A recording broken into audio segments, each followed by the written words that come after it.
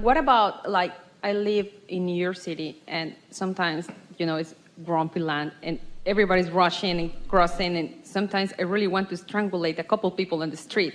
And I'm really good at sometimes connect to my vortex with my inner being, but there is a moment when I don't want to get disconnect because other outside things. But you see what's happening here, and we really appreciate this conversation because you're taking it right out there to the leading edge. And you're doing what so many people do. You're wanting to control this moment, and it's too late. You control the future manifestation by previous energy alignment. You feel more satisfaction, and then you have less of those kinds of experiences. So they become fewer and fewer. You don't get yourself in the middle of something that is really unpleasant and then try to will it into something that is pleasant. That's trying too hard, and it just doesn't work. So I remember one day you was saying in a video something like you was feeling the appreciation, like for a frog, like the frog doesn't let you sleep, but it's still like your special frog. So, but you did that in, like, you are saying to me, it would be good to do these kind of things a day before, like predicting, tomorrow I'm going to have a beautiful day. And here's what happens. So your vortex already exists, and everything you want is in it, even things you cannot right now articulate. All that freedom you're talking about, all that greater capacity to explore your planet, everything that you've been wanting is there in vivid form.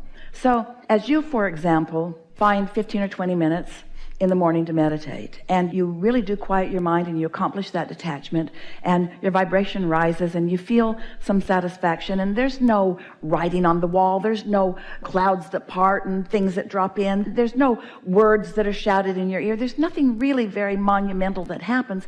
You just had a pleasant time near or from the middle to the end of your 15 or 20 minute meditation. And so you adjusted your vibrational characteristics, your vibrational habits, your vibrational atmosphere was improved just a little bit by that 15 minutes today. And tomorrow improved a little more, and the next day improved a little more. And it doesn't take too many of those quieted minds allowing vibration to rise vibrations to actually affect your point of attraction in a way that things just show up better. The contradiction that sometimes you hear from us is that we want you to soothe your energy so that you can get more manifestations in moment in time that are pleasing. And at the same time, we don't want you to need pleasing moment in times in order to be pleased. So it sounds like a contradiction, but it isn't. So when you're in the middle of a not pleasing moment, that's really the most ineffective time to try to turn it around. Sometimes you can be so good at it that you can switch your mind like that, but usually the harder you try, the worse it gets. And so just give in to it and let it be whatever it is and laugh about it and say, I did that. This is a byproduct of what I've got going on, and that's about right. That's a pretty good vibrational match to how I was feeling. And just live with that. Let that be. But then meditate again in the morning and the next day and the next day. You won't be able to help it. You'll begin to deliberately, or at least consciously, whether you think you're doing it on purpose or not, you're going to begin to notice improvements. So much so that you may be on an airplane like Esther was, actually noticing how satisfied she was on an airplane. Confined space, restless children, stuff going on, somebody sneezing, somebody coughing, this happening, people talking to each other, all kinds of things going on, lots going on an airplane. And Esther was sitting there in utter satisfaction that might have even seemed illogical to someone who wasn't as determined as Esther is to find satisfaction. And then in her satisfaction, it was enhanced by something really obvious that was unmistakable. Esther couldn't miss that. She knew for sure that this was an enhancement of her satisfaction based upon how satisfied she was. And that's really the point that we're wanting to make to you. The better it gets, the better it gets, the better it gets, the better it gets, the better it gets, the better it gets, the better it gets, the better it gets, which makes you think, okay, give it to me now, and then it'll be good, and then it can get better. No, that's not what we said. You got to be satisfied even without a good reason. That's what we're saying. You got to find a reason to find satisfaction. You got to sift until you feel it. And oh, there are so many reasons to feel so much satisfaction. Just count your blessings like those in religions tell you. Count your blessings. There are so many of them. Unless counting a blessing makes you not feel good. Maybe there's a blessing that you're counting that you don't feel so good about. Well, then don't count that one. Don't activate that one. You've got to feel your own way through it, you see.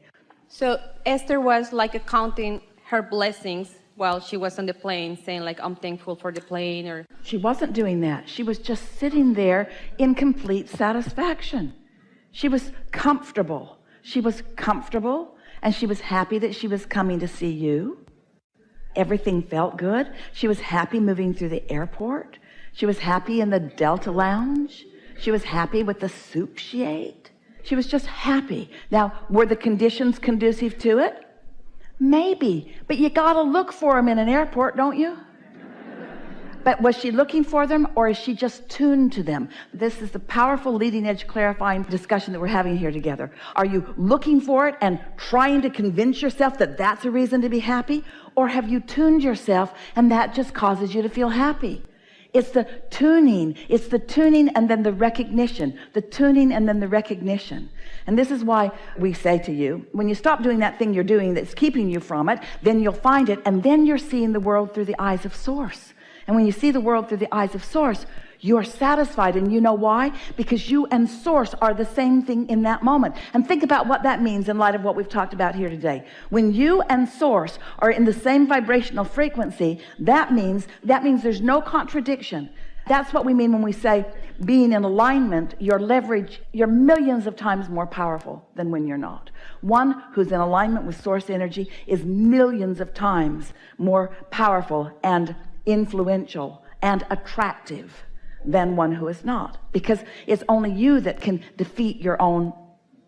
See how it all ties together?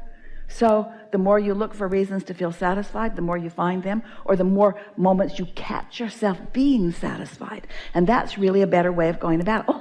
Oh, I'm satisfied. And then don't work too hard at trying to figure out why you might talk yourself out of it. Go forth and tell no one. Just feel the satisfaction and let law of attraction bring more of it and more of it and more of it and more of it. One of the things that we really want you to hear, all of you, is that any idea of getting everything that you want is a flawed premise, because your perspective keeps changing and your ability to attract keeps changing. So, for example, you're standing and there are contrasting experiences. Know what you don't want, know what you do want. You put it in the vortex, you line up with it, and then you receive it. You receive it fully. It's manifested. It's in your life. You got the job. You got the part. You got the money. You got the guy. You got whatever it is. So you're standing there in that satisfaction for a moment. But you also, with this satisfying creation that has come, you also now have access to a whole other set of contrasting experiences, because now you're in a new place. And this new vibrational place, you know what you don't want, you know what you do want. You line up with it, you become it. Are you satisfied forever? No, just for a moment.